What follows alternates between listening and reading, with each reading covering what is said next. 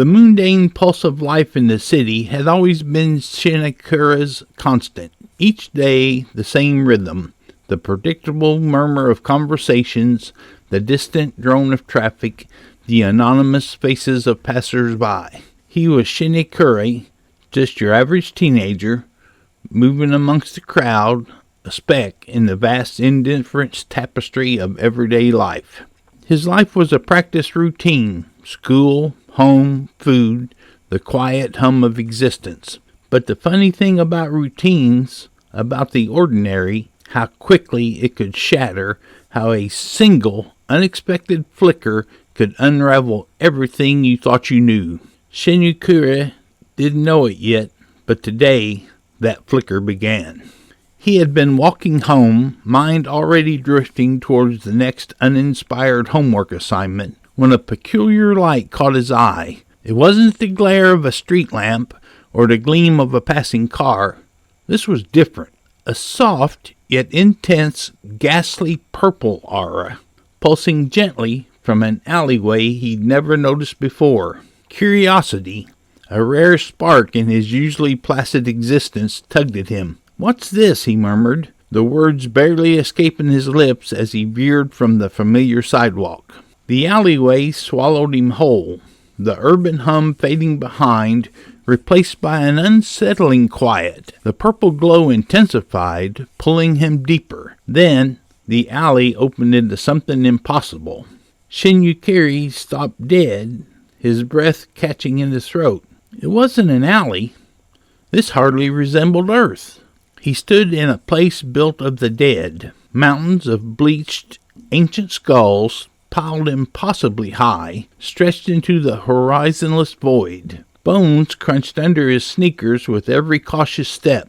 The air, if it could be called air, felt heavy with forgotten stories, with the echoes of countless lives. The ghastly purple aura, no longer just a glow, now seemed to emanate from the very fabric of this bizarre dimension. "That's a lot of bodies," he whispered, the words sounding hollow in the vast silent expanse. His eyes, wide with a mixture of terror and morbid fascination, scanned the grotesque landscape.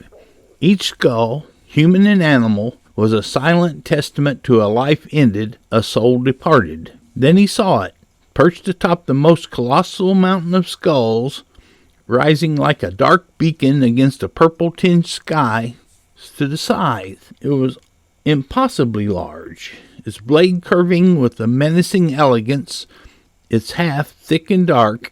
Around it, a macabre aurora flowed ethereal entities, glowing, shimmering forms, swirling and dancing in silent agony or ecstasy, feeding into the weapon. Bewilderment warred with a growing sense of dread in Shinikira's chest. This wasn't some ancient artifact from a dusty museum. This felt alive. Dangerously so. He knew he should turn back, run from this horrifying place, but an irresistible pull, cold and deep, urged him forward. The Scythe called to him. With hesitant steps he began to climb. The skull mountain shifted precariously beneath his feet. The hollow eye sockets of the dead seemed to watch his ascent. The purple aura grew stronger with every foot of elevation gained, pressing in on him. Finally, after what felt like an eternity, he reached the peak, standing breathless before the imposing weapon. He extended a trembling hand, his fingers brushing against the cold, smooth metal of the Scythe's haft. It felt ancient, heavy with power. He grasped it, his grip tightening. He braced himself for a shock, a jolt, a scream of protest from the very fabric of this deadly realm. I expected something painful to happen." The words died in his throat as a searing, agonizing current of raw energy ripped through his body. His muscles locked, his vision blurred. The Scythe hummed, vibrating with a terrible, vibrant force, its energy coursing through his veins. "Ah!" His scream tore through the dimension of skulls, a primal cry of pure agony. His body began to flicker. A terrifying instability seized him. One moment, he was Shinikira, a terrified teenager. The next, a skeletal cloaked figure, fleeting and indistinct. The shift was agonizing, each flicker a violent tearing of his very being. The glow of the Scythe was the only thing piercing the sudden, suffocating darkness that enveloped the chamber as all the souls retracted, leaving him utterly alone in the chilling void. After 5 seconds of this torment, the flickering ceased. He found himself no longer on the Skull Mountain, but in a featureless black expanse, and before him, standing tall and utterly still, was a figure draped in a heavy black coat, hood pulled low, obscuring his face. A chill that had nothing to do with the temperature prickled Shinikira's skin. "So you've made it," a voice deep and resonant echoed in the void. It wasn't a human voice, but something ancient, vast, like the shifting of gravestones. "Welcome, new host." "New host?" Shinikira stammered. "You are now the Grim Reaper," the voice stated, devoid of emotion. "Your job is to kill your foes, protect the world, and keep the Scythe safe from the forces of evil." Shinikira blinked, the word echoing in the vastness. Grim Reaper? Him? Just Shinikira, the kid who was usually late for class and dreamed of playing video games? This had to be some kind of twisted joke. Wait, hold on a second here," Shinikira stammered, his voice cracking. "Grim Reaper? Me? No, you got the wrong guy. I just found a glowing Scythe in the alley, and now I'm here. This is a lot." "Can't you tell?" The figure extended its hands from beneath the cloak, revealing not flesh, but the bleached skeletal fingers of a reaper. Shinikira scrambled backwards, falling to the intangible floor with a cry of shock. "What?" A low rumbling chuckle emanated from beneath the cloak of the figure. "Wrong guy? No, young one. The Scythe chooses. It always chooses the next, and it chose you." "The next? What now? The next Grim Reaper?" Shinikira repeated, feeling a surge of disbelief. "Oh, you're the old one? Is it customary to pass the torch without any warning?" He paused, almost sarcastically. "No, thank you. I'm going to have to decline this offer. I have a life, a perfectly boring, normal life to get back to. School, homework, annoying parents." The cloaked figure raised the hand, cutting him off. "Silence. This is not an offer, boy. It's your destiny. The Scythe is bound to you now. It is both your burden and your purpose. You are death, reborn." "No, I'm not," Shinkuri shot back, a wave of defiant panic rising within him. "I'm Shinikira. I don't want to be death reborn, or whatever you just said." He looked down at his hands, expecting to see skeletal figures, but they were still his flesh and blood, albeit slightly translucent around the edges, as if fading in and out of existence. He blinked. They were solid again. He tried to move, to run, but his legs felt like tree trunks rooted to the spot. "Such defiance," the old reaper mused, a hint of something akin to amusement in its ancient voice. "It will serve you well. You will learn, as all before you have. The souls, they call to you now. Can you feel them?" Shinukira focused, and indeed, a faint, ethereal hum resonated deep within him, a subtle pull, like an invisible string tugging at his very core. It was the same hum he'd felt from the Scythe, but now it was inside him. He recoiled mentally. The resonance of the dying, the whispers of those whose time has come, the final beats of their weakly pulsing veins. Your duty and your purpose now is to collect them and usher them to the beyond. The creature then relaxed his tone. "Do not be afraid," the Reaper said. "I am not here to take your soul, and besides, I can't any more. I've been sealed into my own Scythe." His voice carried the weight of ages and the sting of recent defeat. "I was searching for a worthy successor, but you already saw the skulls, right?" Shinikira, still on the ground, nodded numbly. The image of those mountains of bones seared into his mind. "Yeah, but why me?" he asked, a desperate edge to his confusion.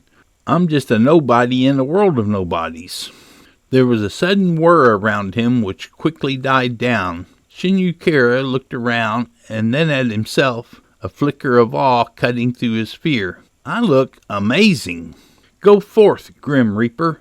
Best of luck to you, Shinikira Hanaguchi, the Reaper's voice echoed, fading as the black void dissolved around him. Suddenly he was back. The crunch of bone beneath him was sickeningly real as he jolted awake, finding himself atop the mountain of skulls once more. He blinked. It wasn't a dream. The heavy black cloak was real, draped over his shoulders, and the cold, terrifying weight of the Scythe was real in his right hand. So it wasn't a dream, he whispered to the silent, dead world. His confirmation was interrupted by a low, ghastly moan that seemed to rise from the bones themselves. Shinikira snapped his head up, his heart hammering against his ribs. From the shadows beneath the skull piles, ethereal forms began to rise.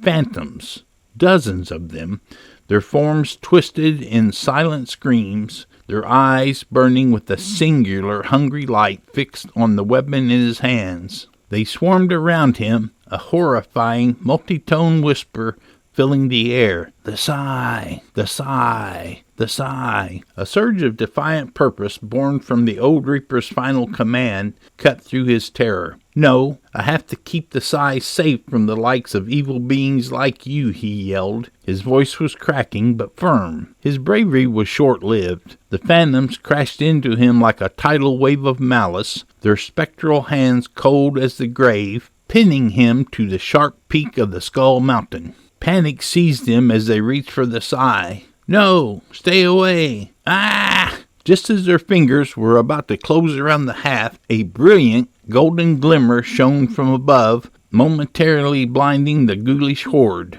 From the sky, a figure descended like a meteor. It was a girl, her voice a joyous, powerful shout that defied the dimension's oppressive gloom. Golden annihilation, she shouted as she slammed into the ground, her fists glowing with an incandescent light. A giant golden explosion erupted outwards, a shock wave of pure, radiant energy that sent the phantom shrieking back in terror and pain. Shinikira could only stare, bewildered, as the girl turned to him, her face breaking into a smile of pure, unadulterated excitement. Oh my gosh, oh my gosh, oh my gosh, it's you, she squealed, rushing to his side. Before he could react, she grabbed his hand and began shaking it furiously, words spilling from her in a torrent. My name is Elena. I'm a vampire. I have awesome powers. I'm mostly hazy about my origins, but I'll figure it out soon. You look so cool. That transformation was so cool. Will you marry me? Shinikira's mind reeled, trying to process the whirlwind of information. Whoa, slow down for a minute, he stammered, feeling a flush of heat rise to his face. Elena giggled, a hint of embarrassment in her expression. Sorry, she said, though her energy didn't dim in the slightest. My name's Elena, and yes, I'm a vampire. I think I already mentioned as much. I actually kind of followed you to this dimension and saw you pick up the cool-looking Scythe. I heard the legend that whoever picks up the Scythe without immediately dying means they are the new Grim Reaper. I see, Shinikira managed, still trying to catch his breath. What's your name? She asked, her eyes wide and curious. My name is Shinikira Hanaguchi, he replied. I'm just a normal guy, living a normal life, or at least I was. Ooh, I love that name, Elena chirched. Is it fine if I call you, Kira? Nicknames, but we only just met, so? Their strange introduction was cut short by a furious collective growl. The phantoms were back, their numbers swelling, their forms darker and more menacing than before. We'll talk about it later, Shinikira said, his grip tightening on the Scythe. Right now we have to get out of this dimension. I'm ready to fight, Elena declared, her cheerful demeanor instantly replaced by a fierce, battle-ready focus. She became a blur of motion, rushing the phantoms and punching them with fists that glowed with golden energy. With breathtaking agility, she flipped over 3 of them, summoning a vicious sword made of swirling crimson blood to slash them into mist. She then leapt high in the air, retracting the sword and smashing back down in the ground, unleashing a shockwave of golden spikes that impaled dozens of the spirits simultaneously. Shinikira watched, his eyes wide with amazement. Whoa! In a flash, Elena was suddenly behind him. Hey, aren't you going to fight as well? She asked cheerfully. No, I don't know how to fight, he stammered, feeling utterly useless. Well, there's a first time for everything, she chirped, and with that, she grabbed him and with surprising strength threw him high in the air, directly into the thick of the phantom swarm. Whoa! Shinikira screamed as he tumbled through the air. He began to fall, the snarling faces of the phantoms rushing up to meet him. Help me! What am I supposed to do? Use the Scythe, Kira. Use the Scythe. Elena yelled from below, her voice a lifeline in his panic. Right. The thought cut through his terror. He closed his eyes, ignoring the growling spirits converging on him, and focused. Use the Scythe. Use the Scythe. Come on. A new power surged within him, an instinct he didn't know he possessed. He opened his eyes, and they were no longer brown, but a blazing, ghastly purple. The Scythe in his hand pulsed with a brilliant light. All right, he said, his voice steady and serious. Let's do this. He raised the weapon and yelled, Hellish Slice! He swung the Scythe in a wide horizontal arc. A colossal wave of glowing purple energy erupted from the blade, slamming into the ground and shattering into a billion smaller slices of light. The incandescent projectiles tore through the phantom ranks, slicing through every last one of them. They dissipated into nothingness, their dying whispers echoing for a final fleeting moment. Shinikira floated for a moment before landing gently on the ground. The Scythe's glow dimming. He let out a long sigh of relief. Oh my gosh! Elena screamed with joy, running and launching herself at him in a crushing hug. That was amazing. I mean, I saw that move in a book, but actually seeing it in action was legendary. I loved it, loved it, loved it. Shinikira, blushing furiously, managed to pat her on the back. Chill for a moment. Remember what we need to do? Oh, right. Now we have to escape. Elena let go and pointed to the sky, where a shimmering tear in reality had appeared. A portal. Hop on. I'll get you out of here in no time, she said, leaning down slightly. From her back, 2 huge leathery bat wings sprouted with a soft thump. Do I have to? He stammered, his awkwardness returning full force. I mean, I've never touched a girl before, and this feels so strange. Elena just smiled. I mean, can you fly? If you can, that will definitely save me the energy. I guess I have no choice, he thought with a deep sense of regret. He hesitantly climbed on her back, blushing furiously as he wrapped his arms around her shoulders. Now you just need to hang on tight, she yelled, and with a powerful beat of her wings, they launched into the air. They sped towards the portal above, but the phantoms weren't finished. The remaining spirits coalesced, forming one gigantic spectral hand that lunged for them, intent on grabbing the Scythe. Uh-oh, Elena yelled, pushing her speed. The monstrous hand grew closer, its fingers inches from catching them. Just as they were about to be caught, they shot through the portal, escaping into the familiar blue sky of Earth. The portal snapped shut, and they began to fall, screaming. Elena, keep flying, Shinikira yelled. Oopsies, I'm all out of blood energy, she cried back. Looks like we're going to have to crash. They hit the ground in a painful heap. Shinikira groaned, pushing himself up slowly. How am I not dead? You're death now, which means you're immortal, Elena groaned from beside him. They dusted themselves off, the adrenaline of the fight slowly fading. It's both ironically confusing and confusingly ironic, I know. So I'm the Green Reaper now, Shinikira said, the reality of it finally sinking in. He remembered the old Reaper's final command, defeat the demon Belial. Hey, Elena, he began. Present, she sang, seemingly recovered. Do you know who Belial is? Elena's happy expression fell instantly. A powerful demon of pure malice and evil who wants to destroy the world, she said, her voice low. He's the one who killed my father. Oh, I didn't know, Shinikira said softly. Yeah, for a moment she was quiet before her bright smile returned, though it didn't quite reach her eyes. But that's fine. Nothing that this half-vampire can't handle. Wait a second. Half vampire? What's the other half? My other half is a witch. Funny how strange of a combination that is, huh? Shinikira shook his head. I mean, everything that happened earlier was much stranger, so much so that your ancestry is the least weird part of today. As the sun began to set, they started walking. So if you can call me Kira, does that mean I can call you Anna? He ventured.